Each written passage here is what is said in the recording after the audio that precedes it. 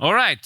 So now for the panel of this evening, we have a group of wonderful panelists from the DevRel community and DevRel area of Web3, and not only Web3 probably.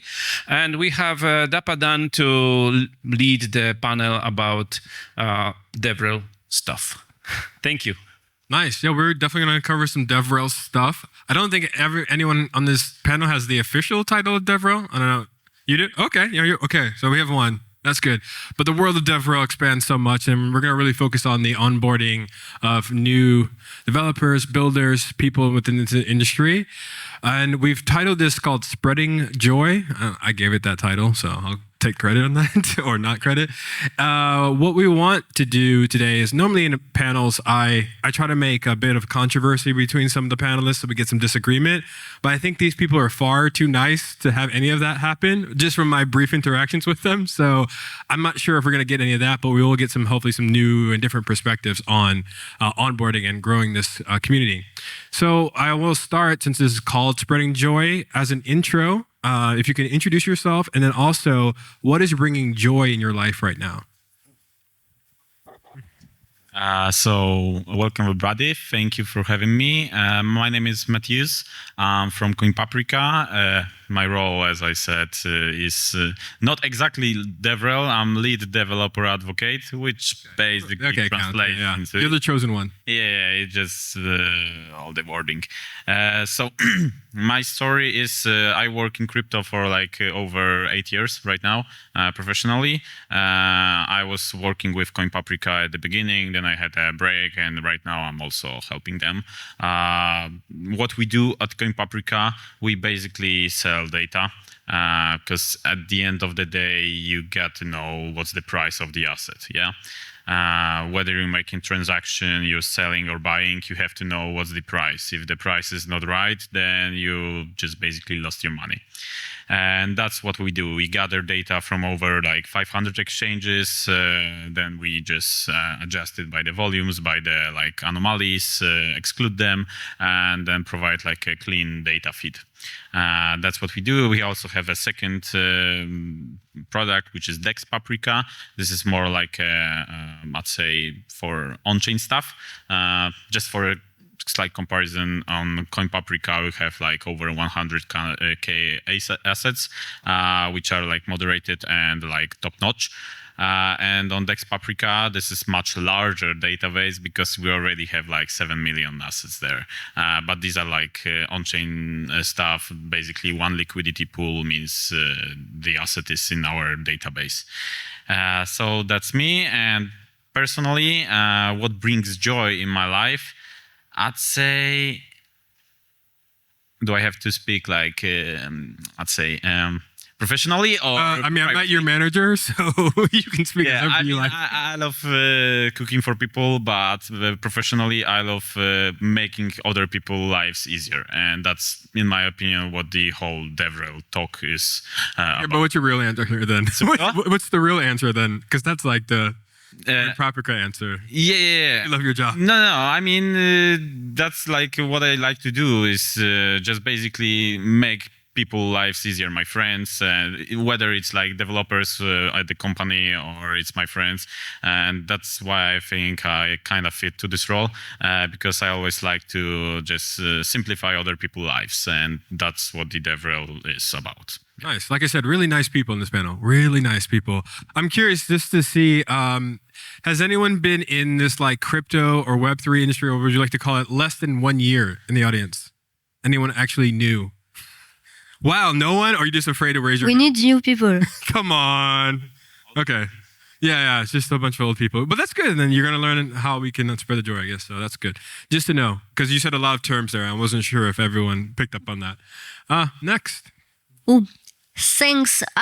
Solene, I've been in crypto since 6 years right now. I started with my blockchain student club, like in France, technically, and then going to hackathons and everything. So as everyone, I guess, like as a builder, and during my time at doing Somakathon, I met a lot of women.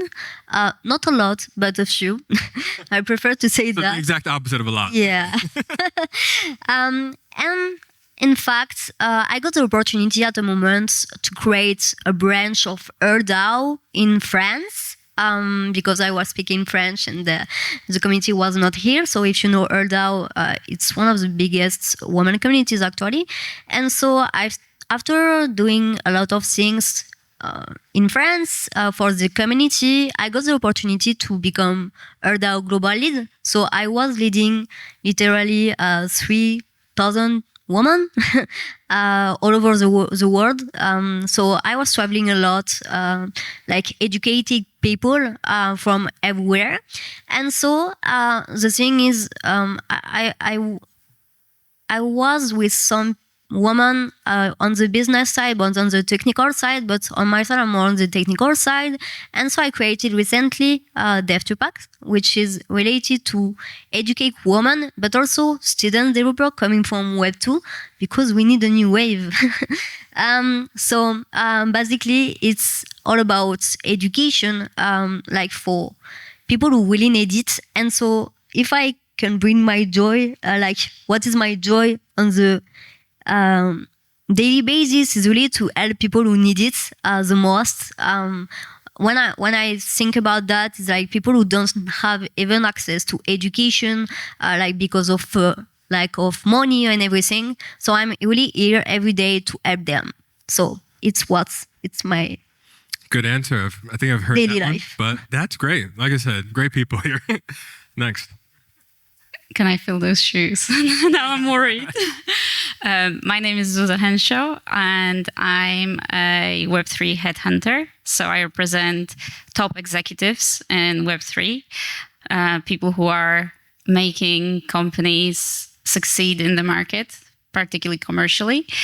So I feel like I'm kind of a wildcat on this panel, considering... You mean you don't like helping people? I do love helping people, actually. It I was feels also- very fulfilling. I think that's the most fulfilling part of my job, understanding that I put a brick towards the success of certain firm just because I found the person who was incremental to that success. So that's joyful, but that's not my joy in my life. I'll get to it. Yeah, so that's my day-to-day. I might not be working very often with devs specifically, but I definitely have a very, very strong view of what we need to bring new builders and more builders into the space. And in terms of joy, I believe what brings me joy is that very recently I had an epiphany of what mindfulness is for me. And strangely, it's not the meditation, it's not being mindful of or doing mindful activities like jigsaw. I do love jigsaws, but that's not what brings me that much joy. It's being mindful of all the decisions that you make and understanding why you're making them very, very consciously. And that's it. Nice. Hello, everyone. My name is Oleg, or you can call me by my nickname Korchinskiiy. I work at Taiko. We're building L2 on Ethereum. So we are positioning ourselves as most Ethereum-aligned rollup. Why? Because first of all, we are based, which means L1 validators are running, nodes, and they are basically securing our network. Regarding my position in the projects, I'm operations analyst. So basically, I'm working a lot with builders, with the developers, because I'm managing our, ecosystem funds, grants, and I would be very happy to talk about it, how we are, pushing the developers forward, how we are helping them, how we are educating people, and how we are, advising them. Regarding your questions about the joy, I think basically it's making other people happier and help them to succeed some of the their milestones, achievements, especially, when I'm working. We have a lot of young people who try to build some dApps, who try to raise some funds, but they are new, they are beginner, they do not know how to approach, I don't know, some VCs or some other partners. And I become happy when they achieve those things, when I help them to do that. So yeah, this is the answer to the question. Nice. Okay. So if you're looking to feel happy, we have 3 people here who love to bring that to other people. That's nice. That's great. We're going to talk about onboarding a lot. Well, yeah, but her answer was more about mindfulness. So that's also very great too. I know you like it, but we're going to really focus on onboarding, and I want to hear how you actually were onboarded to crypto, Web3, this industry. Any horror stories, any joyful stories, just that whole journey, why are you here now on stage? So you've obviously made it all the way this far. And even moments of doubt, maybe you wanted to leave this industry, anything like that would be really great for everyone to hear. So how about you start? Okay, my personal onboarded story.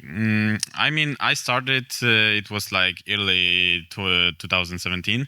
So I remember I applied for a job. It was at the beginning, it was something different. Like I was a junior marketing specialist, but then the new project, like a side project, started. It was like a small local crypto exchange, and that was, I remember, my first approach.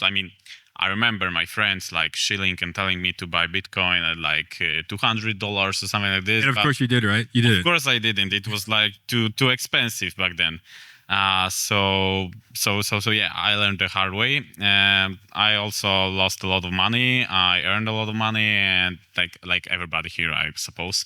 But it was kind of rewarding. Like I really liked this space since the beginning for the fast pace of all the things that's happening there. Like you just basically go into you go into crypto Twitter even, and one day there's this topic, something is hot, and the other day this is already garbage and new stuff is hot. So the rotation of the I'd say the topics and basically what's hot, what's not, the new technologies, the new tech stacks are popping up. So this is really exciting for me, and I think that's what really hooked me up since the beginning. It was the feeling that a lot of exciting things are happening there. At the beginning, I was not the biggest crypto enthusiast. I was not trusting the whole because I didn't understand it fully. That's why I was a skeptic. But it all changed, and I really like it here. Yeah. Nice. Well, we're glad you're here. So as I mentioned, I started 6 years ago, especially because on my school, managing and also engineering school, I got the opportunity to integrate a blockchain club called CryptoSphere, which is actually the biggest European blockchain club, by the way. And so I started to take initiative there because, on my side, I started even myself growing my network just by doing things because I got no things. I'm coming from basic background, which is with no network and everything. So I moved to Paris to take to make my studies. And so at this moment, everything was about really how to create my first network, because it's really, really important. It's great to go at school, but the thing is when you need to create a network and everything to make it really into not only in the Web3 but in general, you need to have certain community. And so I joined a community by curiosity, which is related to blockchain. And so basically I took some initiative there, starting doing hackathon, but in France, because I was not able to speak in English. And so after a couple of hackathon, where I was by surprise finalist, I don't know, I got the opportunity to get a scholarship for moving abroad for the first time, so 3 years ago. And so basically I went to Miami. I was finalist 2 there. I did not know why. And after that, I say, okay, I'm in the United States. It's like great. It's my first trip abroad. So I will just move into another hackathon. We in San Francisco. I was finalist 2. Don't know why. And so I come back in France. And so I made some friends at this moment during hackathon, especially women. And as I mentioned, I decided to create a DAO in France. And so since this day, like I'm really helping people who, like me before, didn't have the opportunity just to educate themselves about crypto, but especially on the developer side. So basically the fact that taking part of online bootcamp was kinda super powerful for me because it's free. It's literally free. You don't need to move to be like to skill yourself like about a couple of topics. So yeah, it's how I made it. And so since this day, since 3 years ago, right now I think I traveled like more than 20 countries, and also being finalist a lot of time to hackathon. I created even like a DeFi protocol where at the end we raised like 1 million to make DeFi better, like more decentralized. And so actually I'm not working anymore in this project since a couple of years right now, like 2 years, but still the team is working on it. So yeah, I'm happy that at least I created also a startup in DeFi. But right now, I really want to empower people who really need it to make it in Web3. So this is all my story. I think you're really good at hackathons, in case you're still confused on why you finaled so many times. But are you competing in this hackathon coming up now? No, I'm used like to be mentoring for ETHGlobal and everything. But unfortunately, I have to leave tomorrow. So I will be available if you want tonight. If you need anything, for sure, I will be happy to help. I knew that, but I just wanted to make sure that everyone knows they still have a chance on finaling because she won't be competing. So that's good. Are you retiring? So what was the question? Your onboarding journey and any ups and downs you'd like to tell us. True. And if you're good at hackathons or not. I'm not. I'm traveling literally just after this panel. But in terms of the onboarding journey for myself, very similarly to Mateusz, I found out about Bitcoin quite early on. I used to run. Did you buy the Bitcoin? Heck no. So everyone who bought the Bitcoin is probably not here now. It was for a very long time, I was hugely regretting it until I met a guy who said, yeah, I bought it then and it appreciated 100%, so I sold it. And you know what? I probably would have done the same. So at least now, whatever I'm doing with crypto is actually thought through. So no regrets there. But in terms of onboarding professionally, the way I found out about it was because I used to run an incubator for startups. And one of the startups was like, do you pay for electricity here? I was like, no. Can we have a Bitcoin mining machine here? I was like, yeah, yeah, of course you can. So that was my first exposure to Bitcoin and also to mining, so the full package. But I believe that it was NFTs that turned my head, and I thought, okay, it's getting to the point. Metaverse, NFTs. I don't want to be in a position where my children in the future will have to explain to me what's going on. So very much, it was my personal ambition to be stimulated mentally and be involved professionally in this space. I And at that time, I already had a recruitment agency, started organizing some events similarly to yourself. I felt very lost, so I thought I'll give to the community and we'll make it easier for others to join and to spread the word. So with my friend, we set up a series of events called Meta Mixer, and we covered some topics, very, very, very easy topics, and tried to make it as easy to understand to normies as possible. And naturally, people started asking me, look, you're a recruiter, so could you help us with this? Or could you help us with that? And eventually, that's how I got to this professionally. A horror story. I probably have just not one, but I remember those times where I would go to a conference, just trying to figure out what's going on, and people making a joke, laughing, or differently saying something super sarcastically. I have no idea what was going on, and thinking, I think I just need to own it and admit I've got no idea why you guys laughing. But yes, there was a lot of culture, or that's how I felt, that there is that that bridge or that gap that is difficult to cross, because people are like, I know it.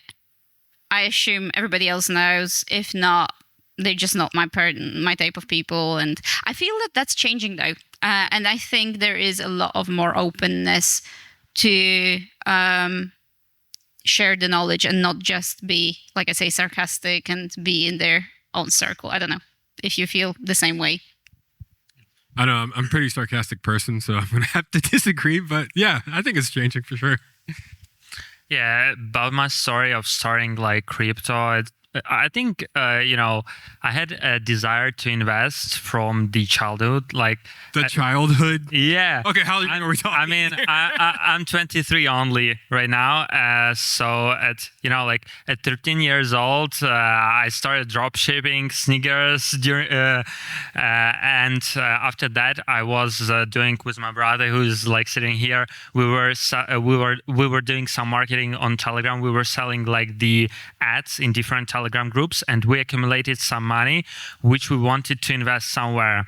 And we started to exploring like where we can invest this money. We were like very young. I mean, I was like probably 15, 16 years old, and we explored Bitcoin and Ethereum, and it was our first touch of the crypto. And the problem here was that we first invested, and only after that we started exploring crypto. And it was like a big fail, because we basically bought the top of the market, and then we're sitting like in the loss for the 4 years. But those 4 years I was exploring, I started discovering what crypto is, what Ethereum is, and basically it ignited me the idea that I can like transfer my money everywhere. I can do it like even on the weekends. I can bring them everywhere with me. And then I was,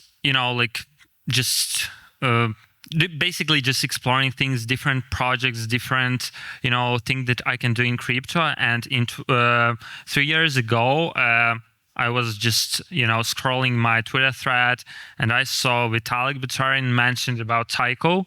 So I joined their community. I started just a simple like moderator. I was 20 years old. I was like very young, and a lot of people are a bit skeptical about young people, especially like 18, 19, 20 years old. They think that those people are not professional enough, or they do not know a lot of things. I do not agree with that. And so I started as a moderator, then I was promoted to part-time job, and then as a full-time member, I started doing different operations, onboarding people to our project, dealing a lot with different ecosystem projects, managing the, different contracts, agreements with our ecosystem partners. So basically, yeah, this is how I started my journey in crypto and where I am right now. Nice. Can I get a confirmation from the brother that he was a childhood crypto investor? Okay, nice. Very cool, cool. So one of the things that we kind of touched on and you're all trying to solve this problem of onboarding in your unique and beautiful ways.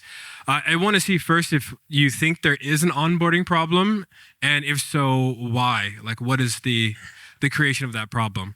Yeah. When it comes to onboarding, it's much easier than it was when I started. That's what we have to begin with. But still, this is not the easiest part. I'm going to speak only on a part of, let's say, the developers' onboarding experience.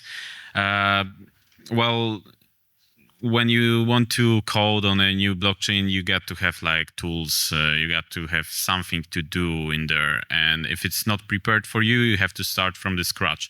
And it's not easy. You have to, the developer who wants to start it, have to be pretty determined to do this. It's getting easier and easier every day. I mean, there is a plentiful of tooling right now in Ethereum space and other blockchains also. So that's good.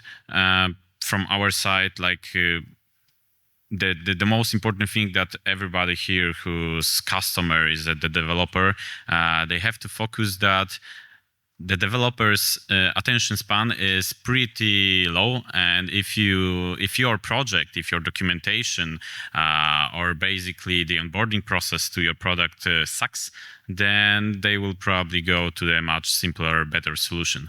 And you just have one moment to catch their attention. Basically, your task should be to, it's called the time to first request, or that's how I call it, to minimize it as much as you can. On our website, you can basically do the first request if you're a developer under like 30 seconds and test if the API is working, if the response is all right for you. So that's what everybody should be focusing on, the onboarding process.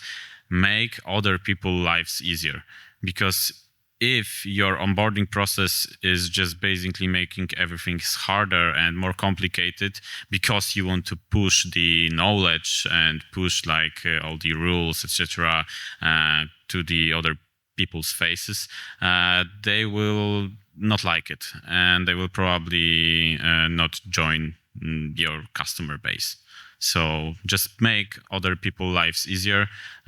It's getting better, but there is still much room to improve. Nice. I was going to say I lost track about what you said, but I don't want to be part of the meme of attention span. But yeah, I think that's great. Empathy towards your audience is like number one for sure. Alors, so yeah, I'm pretty critical about onboarding actually. Just to let you know first. So I really think that everyone wants founders, but no one wants to educate them. But even before educate them, like you have to source them, because they will not hear about your protocol or whatever before some time. So that's why, like, I really like people who are investing into students. Why? Because like they are still young. They are like, they want to be curious about what's going on and everything, and so it's kind of like the best things to do. And like basically, actually, I'm talking with a lot of projects and everything like related to different ecosystem on Ethereum, and so they have one mention, and we want founders, but we don't want to educate them. So if you don't have any education, you can't like properly create a top funnel program to involve them until having like a proper project that you can like people can invest in on. So I really think that a lot of things are to be redo on the educational side. And one thing too who is not working actually is like sometimes online education, I would say no one gets the proper support, because it's like, okay, you are going to Alchemy or whatever, but it's like online platform where you just have to follow a curriculum, but without any support, expect Discord. So it's important like to have the human touch, and it's something really, really missing into the ecosystem actually. So it's also why I built something that I will probably talk about after. But yeah, just go into basic. Like if you want to onboard developers, don't be only on X doing some communication on X, but really go into LinkedIn. They are all on LinkedIn, literally. So whenever you are launching any kind of campaign, don't do it only on X. Like go into LinkedIn to really properly onboard new developers and not just being still into the same echo chamber. Because otherwise you are just involving money into people who are already into some ecosystem. So it's literally a waste of money. Anyway, I think we were gonna talk after about everything. Nice. I'm personally afraid of LinkedIn, but you've inspired me to go there for sure. And I think you touched a very important point about that human touch. I think there is still quite a lot of scaremongering around there, and obviously true cases of people being scammed and being taken advantage of. So that human touch, weirdly, in this digital first world is very, very important. But myself, I would like to step away from ecosystems, hackathons, and founders and share with you a story of my recruitment process for a CTO for a startup that was in real world assets, and they were trying to get on board a CTO. He's already had the experience in creating an NFT project, so it was a perfect match. And would you believe that he was so burnt by his previous team because he's delivered the tech, almost like a CTO, but like a founding engineer, as you would say. And he was very close to getting out of the space. So one thing is onboarding new people, but what do we do not to lose the people who already have skills and can create real value? They've learned from certain mistakes. And in this case, I kid you not, the guy has done a proper due diligence into the commercial team on the other side. And that was the only reason why he stayed. The founder that I was working with was a very successful entrepreneur. In his previous job, he sold his company, almost doubled the average age in our industry. But I believe personally that we need more gravitas and we need better people on the commercial side to be able to bring developers in as well and keep them in. Because if the projects are not successful, and they have to be successful through a proper commercialization team, then they will lose their interest at some point. And if you do have a project, I would suggest that you treat developers or first people in through the business the same way as you treat your investors. Like pitch them, make them understand that you will succeed. And I think that will onboard them further as well. So I know it's a completely different perspective. You probably didn't expect. No, we're here all for different perspective. And I'm a big fan of talking about keeping people. Unfortunately, whoever named this panel didn't put the word like keeping or retaining in them. So that's their fault. But we can definitely talk about that too.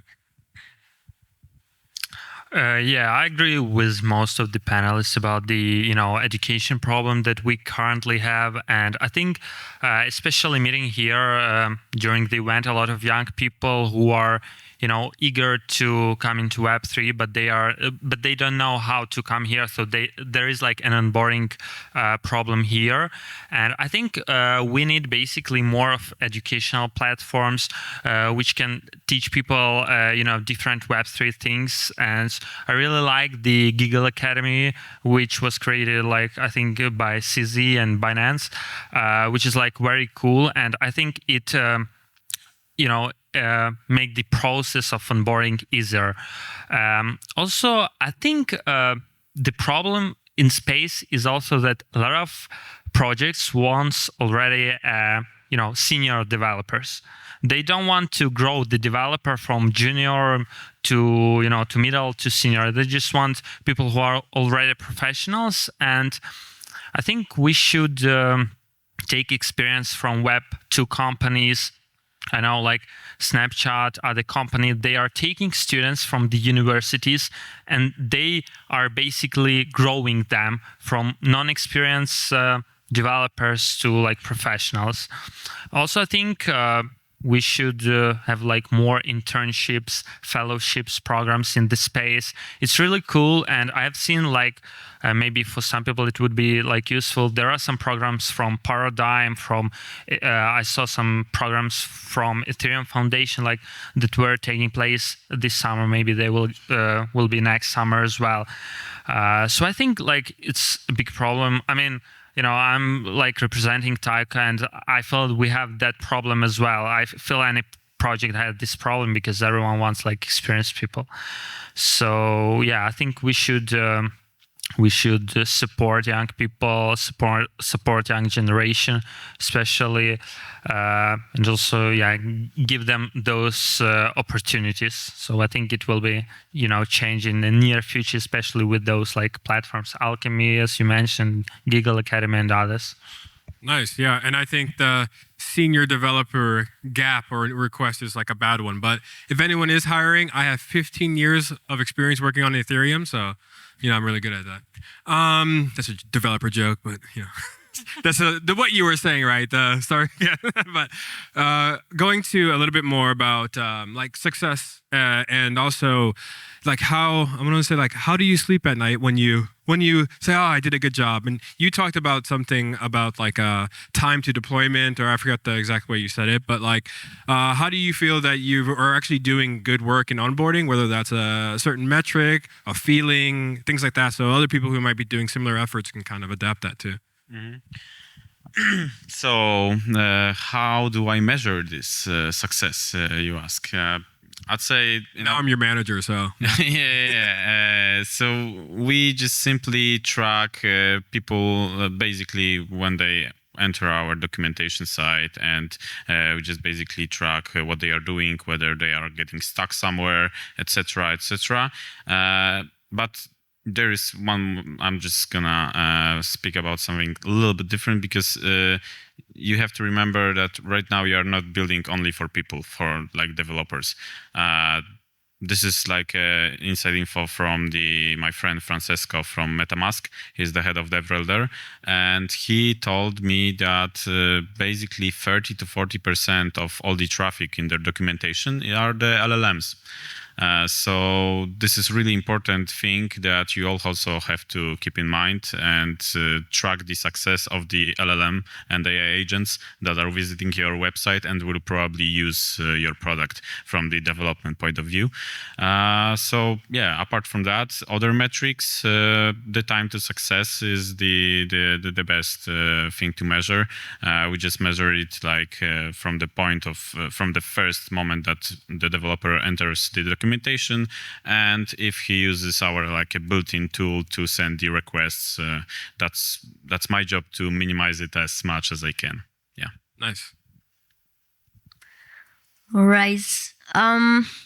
So on my side, like, as there is a lot of issues regarding onboarding, I try like to really redoing things properly, especially for women students. So as I mentioned, we need a new wave of builders into the ecosystems, because otherwise it's still always the same. And so I clearly build like a fellowship. You mentioned a fellowship. So I built a fellowship, which is really to first discovering things, like discovering Web3 developments, but like just in a couple of days, like in a week, and then after that, people who make it, who pass coding challenges, can enter into the community. And so at this moment, it's where I can measure the success behind my first initiative to really being new people, literally. So actually, like in terms of metrics with my community, we we got more than 850 registration to enter into the fellowships, and like 300 make it. So it's a great thing because everyone is new, and so all protocols want to kinda work with DevChapac, but as it's not especially sometimes aligned with my vision, I say no. I prefer to say no just to make sure they are a proper onboarding into one ecosystem and not 100. And so it's also at this moment to when you provide a top funnel things, a top funnel initiative to be properly onboarding into Ethereum.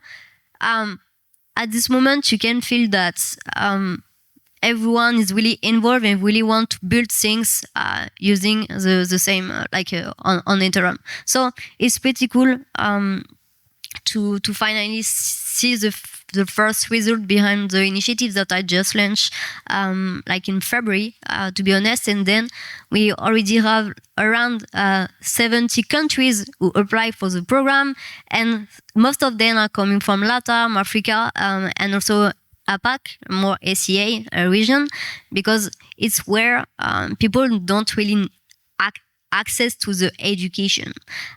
So it's the pain point, and I really wanted to reply to that with an initiative which is custom, because I really select people. So if when they register, they apply for the program, and I see that it's gonna be complicated, I say directly no, to make sure everyone is on the same stage and I don't have to make some different kind of support. Like make sure you have the same audience to run a program. It's super useful. Nice, and it kind of shows to your point about need for fellowships and things and programs like that. That's really great to see. Yeah, and I would like to tap into this. I believe that's always a great learning curve. And there are companies that are doing it, but there is one very important thing that needs to happen for companies to have the bandwidth to do it. They need the revenue, they need to have the commercial success, and the more bigger players are out there, the bigger teaching or learning ground there will be.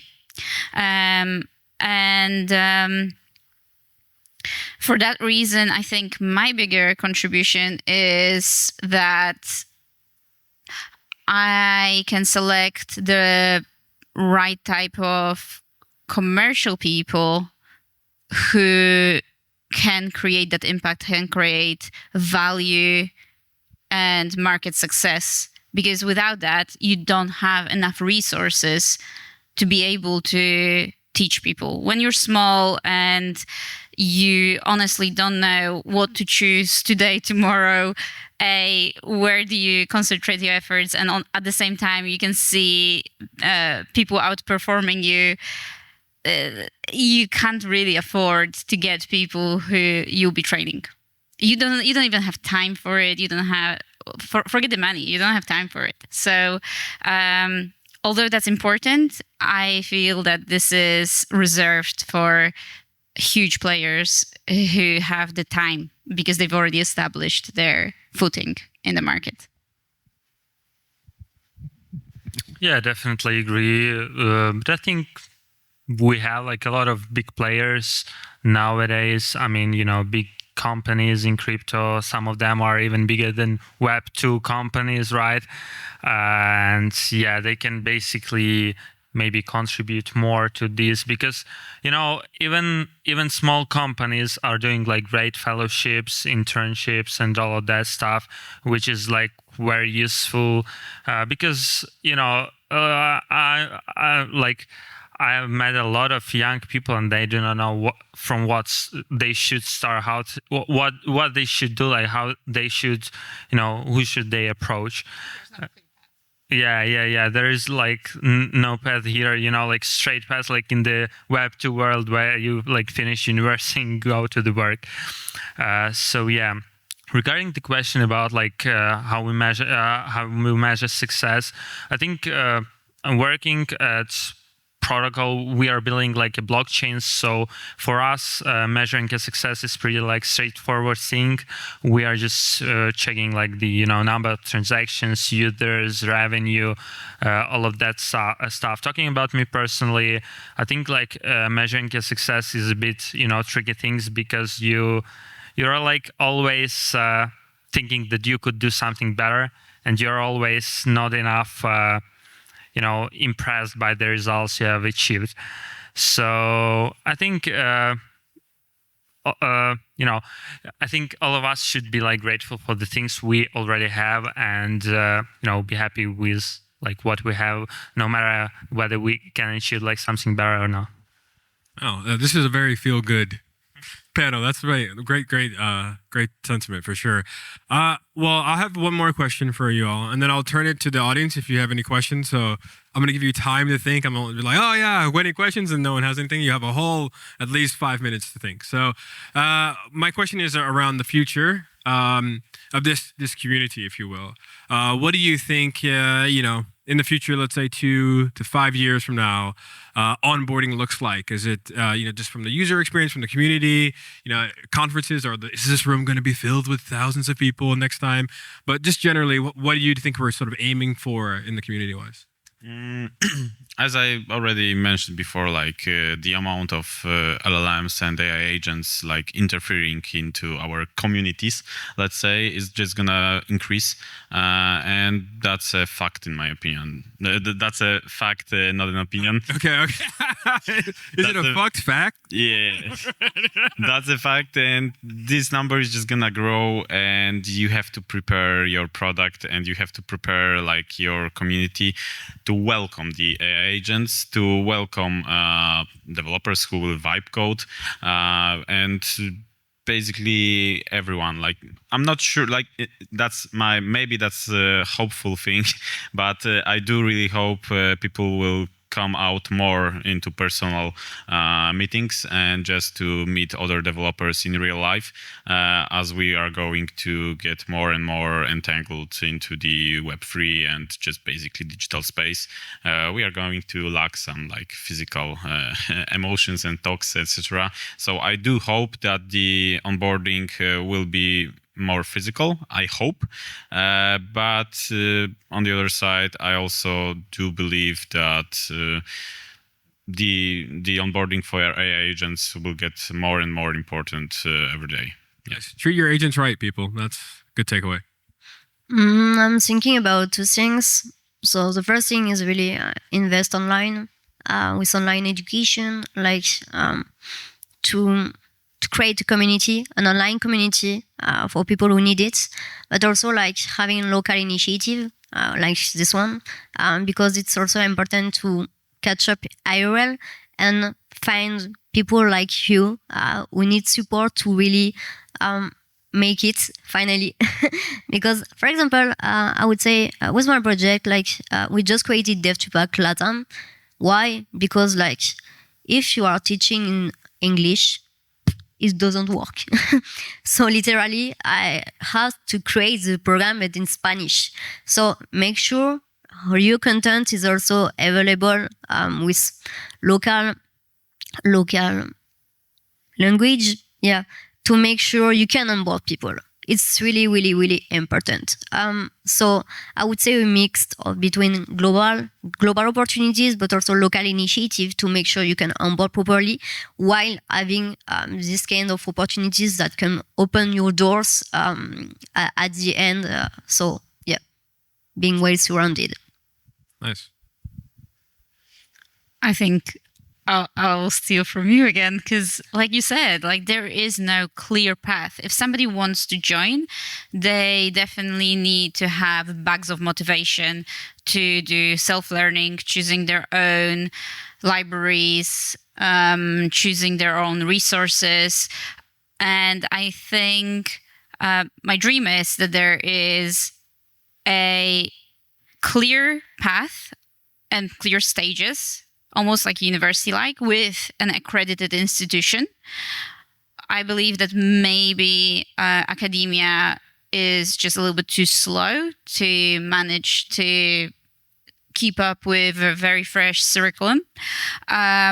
But I would suggest that it's something like that. So if somebody decides, I want to learn more about this organization is the go-to thing. It will be great also for sourcing talent, because you know that graduates from those programs will be the ones that have a specific set of skills. So it would make a lot of things way more uniform. But yes, the ambiguity of even where to start would be taken away. And I think just understanding, okay, if I get this step, so this diploma or whatever, that's my starting point. I know it's not a revelation, but we're missing it. So yeah, great words. I totally agree with them. And I think, we have mentioned a lot of problems that there are in onboarding process. And I'm sure that we are not only smart people who know about those problems. There are, thousands of people who know about them as well and who will try to solve them. So I think in the future, the, onboarding will be smoother and much easier for people, especially with, all of these ideas and, that we had during this discussion.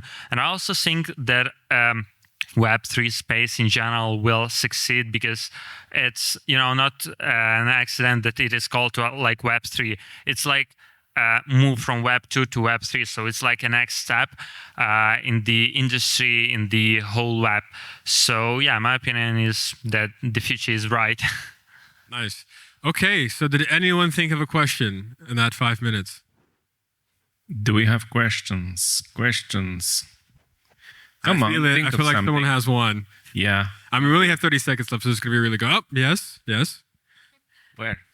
You? Yeah, I'm thinking, because you're saying we need regulation and like clear steps for people to join, but I think that the lack of it actually makes interesting people, committed people, those people who, think outside of the box, wanting to join this space. And my question is, how can we create this regulation or these steps in order so they are open enough that people don't have to fit in? You know what I mean?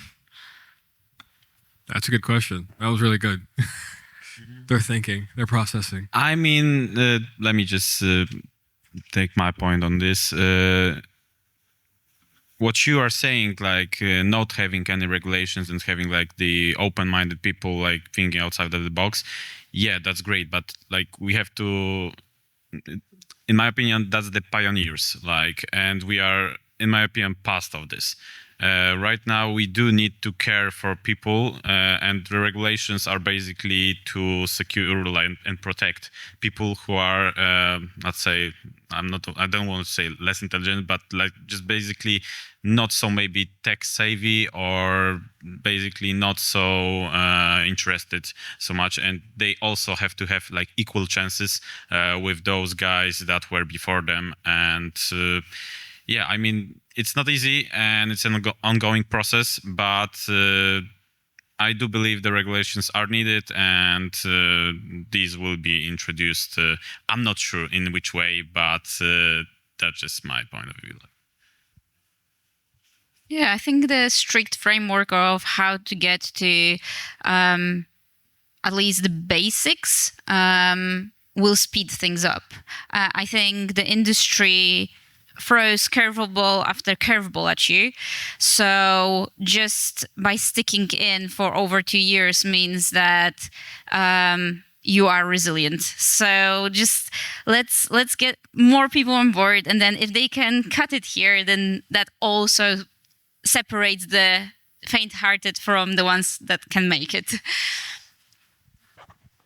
Also, something that we have to keep in mind is like some people want to join the space just to take a job like this after 3 months, and so these people finally will just get left to the ecosystem after 3 months. So you have to also filter through a framework like these people to make sure you are onboarding the right one into the ecosystem, because as you mentioned, we need constancy.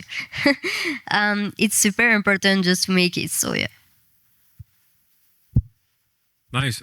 We got more time on the board. I don't know if that means we have more time, or I don't want to get in the way of a hackathon. But if anyone has one more question, I think we could get one more question if someone's got any. Come or on. a disagreement, you can say something that. Yeah, you can say you don't like that. Or you'll... Don't like it. Well, okay. Let's not force it on you. So thank you very much. Thank you all. Thank you.